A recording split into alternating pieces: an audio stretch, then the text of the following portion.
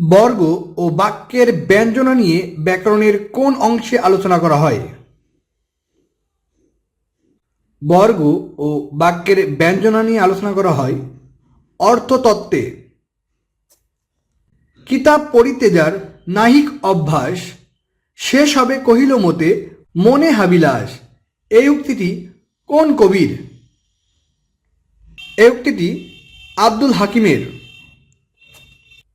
নিচের কোনটি চলিত রীতির শব্দ? চারটি অপশনের ভিতর চলিত রীতির শব্দ হচ্ছে মাথা। জেলেরা নদী থেকে মাছ ধরছে, এখানে নদী কোন কারক? অর্থাৎ কোথা থেকে যদি গৃহীত হয়, কোথা থেকে নদী থেকে গৃহীত হচ্ছে, তাহলে হবে নদী অপাদান কারক। মাইকেল মধুসূদন দত্ত রচিত রাধাকৃষ্ণ বিষয়ক গীতিকাব্য কোনটি? অ্যান্সারটা হবে ব্রজাঙ্গনা। নিচের কোনটি অশুদ্ধ সন্ধি বিচ্ছেদ? চারটি অপশন দেখেন। চিত্ত প্লাস উদার্য, চিত্রার্য, মহা প্লাস ঔষধ, মহৌষধ, নে প্লাস অন, নয়ন। এই তিনটা কিন্তু সঠিক, কিন্তু জল প্লাস ওকা, জলক্কা, এটা কিন্তু ভুল। অ্যান্সারটা হবে ক, জল প্লাস ওকা, জলক্কা। কোন দুটি অঘোষ ধ্বনি? ক এবং খ অঘোষ ধ্বনি। শরৎচন্দ্র চট্টোপাধ্যায়ের সমাজ সমালোচনামূলক উপন্যাস কোনটি? পল্লী সমাজ। কোনটি দুটি বিশেষণ যোগে গঠিত দ্বন্দ্ব সমাস? চারটি অপশন দেখতে পাচ্ছেন। অ্যান্সারটা হবে বাকি ও বকেয়া। যাত্রীরা রাত্রিরে হতে এলো খেয়া পার, বজ্রেরই তুর্যে এ গর্জেছে কে আবার। কবিতাংশটি কোন কবির লেখা? এটি কাজী নজরুল ইসলামের লেখা। গৃহদ্ধ শব্দের শুদ্ধ সন্ধি বিচ্ছেদ কোনটি?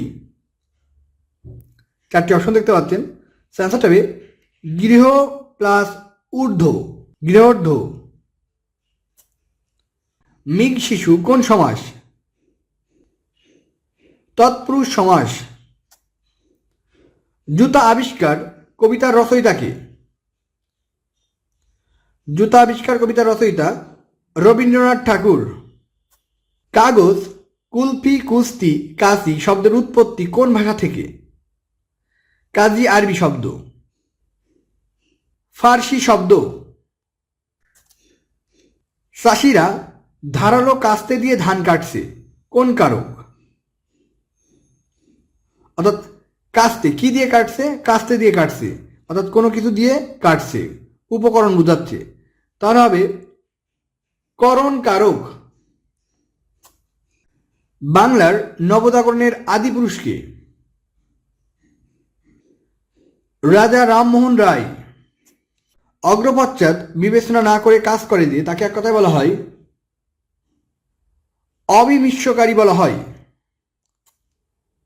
অর্থী এর বিপরীতার্থক শব্দ কোনটি? অর্থী প্রত্যথী। সুহাসিনী বলতে বোঝায় যে নারীর হাসি সুন্দর। সূর্য এর প্রতিশব্দ কোনটি? সূর্য এর প্রতিশব্দ কিরণমালী।